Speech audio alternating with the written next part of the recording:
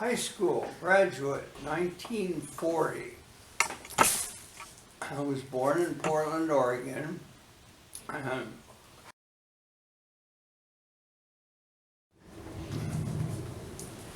Twin engine, low level, 6 guns in the nose, 4 500-pound bombs in the bomb bay, made for low level, single pilot, a gunner in the back if you needed him, with the idea that we might get jumped with these zeros.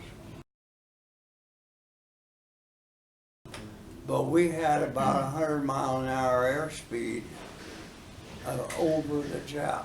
We could get down on the water and do 390, 400. I had mine at that. When we saw Japanese airplanes, we just said, see ya. We'll come back another day when you're busy. So I flew 72 missions in that A-20 and saw a lot of action, had a lot of holes in my airplane, did a heck of a lot of bombing, had a lot of friends killed. They sent me to Sarasota, Florida, which is a beautiful, gorgeous little town on the west coast of Florida, about a third of the way down. Sent to gunnery school there. That meant live bullets in the airplane. They had wing guns out here on the wings, shooting. And you gotta learn to aim this thing and see if you can hit anything with it. Because you're not any good unless you can score something with a bullet. After all, that's all the thing's gonna do is drop bombs, mostly shoot bullets. So we would go on ground targets, propped up on the ground, and you'd come around at 100 feet, which is treetop. Come around, aim the gun at it, and pull the trigger and see how many of them you could put through the canvas. In order to count them, they dipped the bullets in paint. Each airplane had different color paint. So when you went through this target, it left a score for you to count whether you were hitting anything or not. Well, we take off from San Francisco, and we go under the Golden Gate in a great big Dutch luxury boat, fancy liner, and we're headed with 8,000 people on board. Our group and a bunch of black soldiers, all going to Australia. And the war was starting there for us. So if you get an idea from the American side, we land over here in Australia on a little town, well, city. Sydney is their main one. You've seen the Opera House and all of Sydney. Well, we land at Brisbane, Australia. We're put out about 10 miles out of town, mud field, tents, eat out of a mess kit, and a week later they get airplanes delivered off the boat. No wings or any of that. Pickled. You gotta clean it up, put it together, check everything out, make everything right, test fly it, and you're ready to go to battle. And single file, we take off, head up into the northern Australia, which is the outback is called in Australia, and that's where the sheep country is, where they raise wool. Cross the Coral Sea, and I land in the middle of New Guinea in a rainstorm about worse than we had today, with big drops of it coming down. and we land in the mud. And I luckily held the stick back, kept the tail down, squatted in the mud. She came, stopped, I had shut the engine on, I couldn't even taxi it. Full power wouldn't move, it's in the, knee deep in the mud. They had to get trucks, pull it out of the mud until we got the runway going and got to flying combat. So,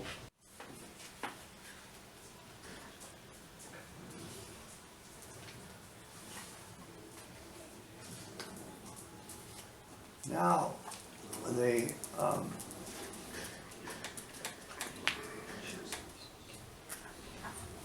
if I can find this.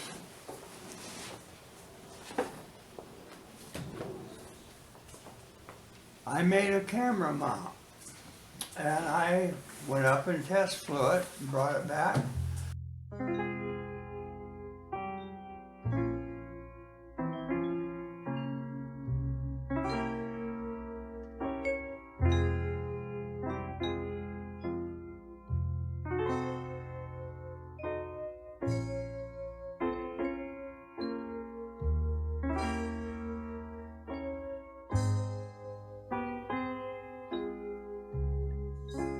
I'm on my own, having to go home, and I'm an hour and a half away from home.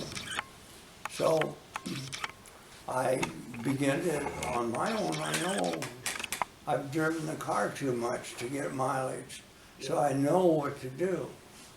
I mean, you got to slow the revs down, because a fuel-burning engine wants fuel and air.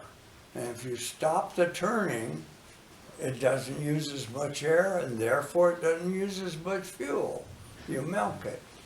So I immediately throttle back, turn that fuel on that tank, and by the time I got 2/3 of the way home, it was barely, I had some left in it. So the sealing part worked and all. I went to the debriefing, told them what had happened, and the crew chief came running up and grabbed me and said, "You're one lucky one." He said I had to dig a 40mm out of that tank.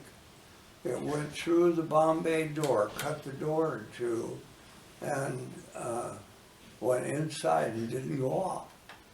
The fuse was Or would have ruined. ignited it, right? Yeah. And then, You know, so, I mean, you say, well, was I scared? Well, heck, I was scared busy getting the airplane home Yeah. without running out of fuel. Yeah. I look on the left engine and there's oil spewing out over the wing from the engine. Oil's bailing out. I look down and immediately, what's the pressure doing? Well, the needle started bouncing. That meant it was getting low on oil and getting a gob of air every once in a while. And unfortunately, before it blows up, the flight leader called me and he said, okay, get out over this river. And we were on a big old snaky river coming down from the mountain, and we're in the valley. And where it hit the valley, it was probably, 2 blocks wide maybe, pouring off mud. And I got over the middle of it and opened the bomb bay and dropped the bombs unarmed. That meant I held an arming wire in the cockpit that when I pull the handle, it pulls the wire out of the little propeller on the nose of the bomb. When that can't turn, then it won't go off. So I left the arming wire on the thing. The bombs fell all together in the mud in the middle of that river, so they didn't explode. And now I've got to figure out where I'm going. So the airplane is pretty lazy on one engine, full of the rest of the gasoline. I'm full of gas, and I can't dump it. yeah. So I got rid of the bombs. I didn't have the gunner that day, so on my own, I got to decide. If I turn around, we have already, we're lower than home. So now I've got to climb. And this thing doesn't want to fly that good on one engine. The other one I feathered. That meant turning the blade of the prop into the wind. And the engine stops. And it just sits there. But it's dead weight. So, well, I knew that if I could get near the water and the little beach, wherever it was, if I had to land wheels up, I was willing to put it in on the sand, in the water with maybe 6 inches of water, which would help Slow you down. goose me in without tearing the airplane. So I got over to the beach, looking down, ready in case, and I can't keep this airplane above 300-400 feet. It's barely down, and the other engine's just screaming, full on. So at about an hour, I spot the airfield coming up, and I ease over, and it's parallel with the beach, and a short little strip we'd made up there, and I light up, and now pulling the power off so I can land. And all when you're flying and you make the airplane fly hands-free, it means trimming it. Well, now it's all out of trim. I can't hardly hold it with my foot until I pull the power off. And I line up, put it, and I don't want to undershoot, and I don't want to overshoot, but I want on the runway at least. I put it down and just got it stopped at the end of the runway. And they had to come put a Jeep on it and tow it. And it's there for 3 weeks before they got an engine in it. Now something cracked or broke, or the hose or whatever, but we weren't allowed to tear the engine open where we were. You put it in a box and put one new in.